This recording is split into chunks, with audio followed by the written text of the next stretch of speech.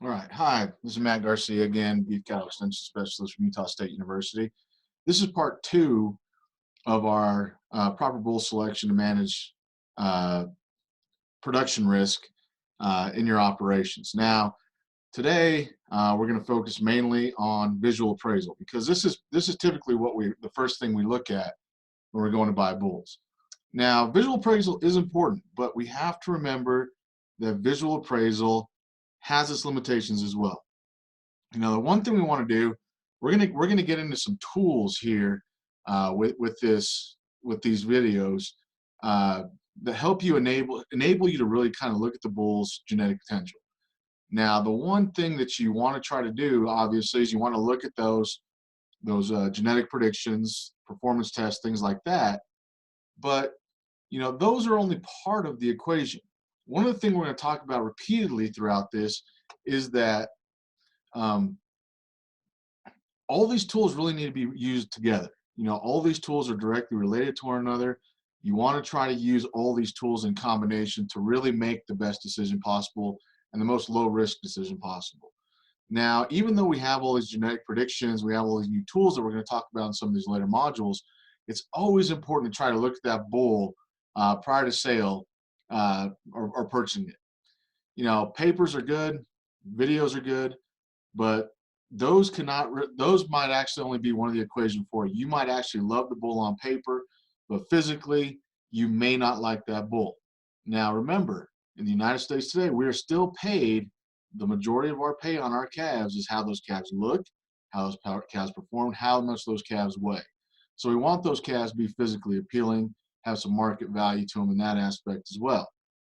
Now, the other reason it's really important to go and look at that bull prior to purchasing it is it's a great way to look at the structural soundness of that bull.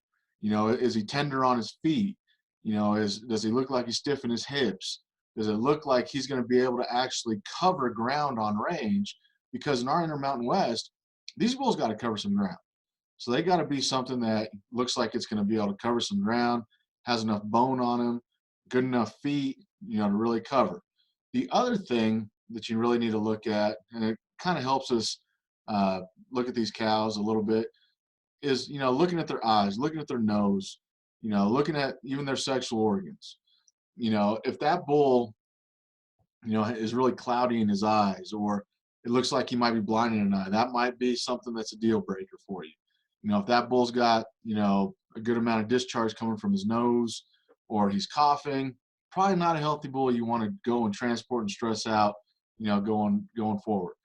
So not only do you want this bull to be physically appealing from a muscling standpoint, from a frame size standpoint, from a depth of body standpoint, but you also want to be able to look at this animal and say, this animal is sound, this animal is healthy, sexual organs look healthy, there's no scarring or damage there. So this is something that is very beneficial for us to go and look at that bull to really determine if he's going to work out for us. Now, in terms of the limitations on this, visual appraisal is very important.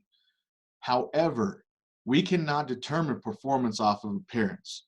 Now, if we have all the data, we have the genetic predictions, we have the performance test, we can make a better decision based on how that bull looks.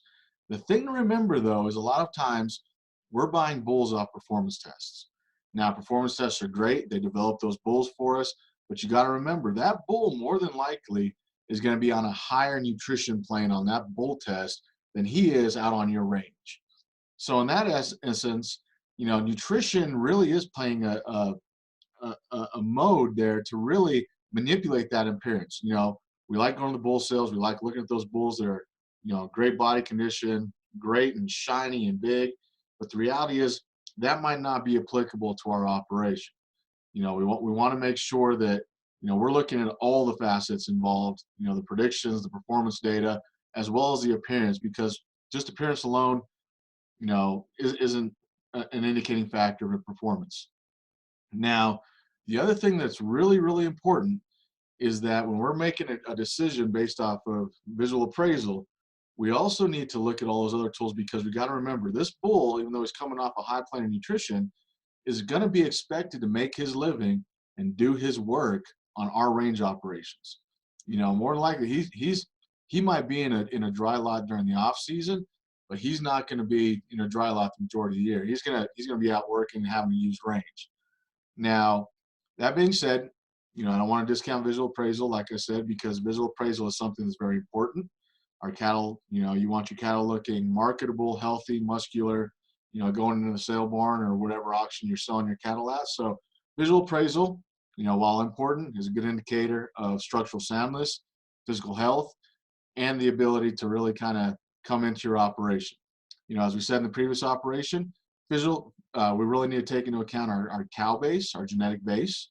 So when we're looking at these bulls, visual appraisal, we also need to take into account that, does this bull's structural makeup, is it compatible with the cows we want? Now that could be something such as frame size. Is this bull going to be of proper frame size to be in our operation? Remember, as we increase the size, mature size of those animals, nutrient demands go up. So we need to make sure that we're actually selecting all the criteria physically when we're looking at visual appraisal. It's going to work in our operation as well. Now, our next talk, we'll be talking a little bit about pedigree and the importance of looking at those pedigrees, because those are also available in most bull sale catalogs. And with that, I'll see you for the next one for bull pedigree.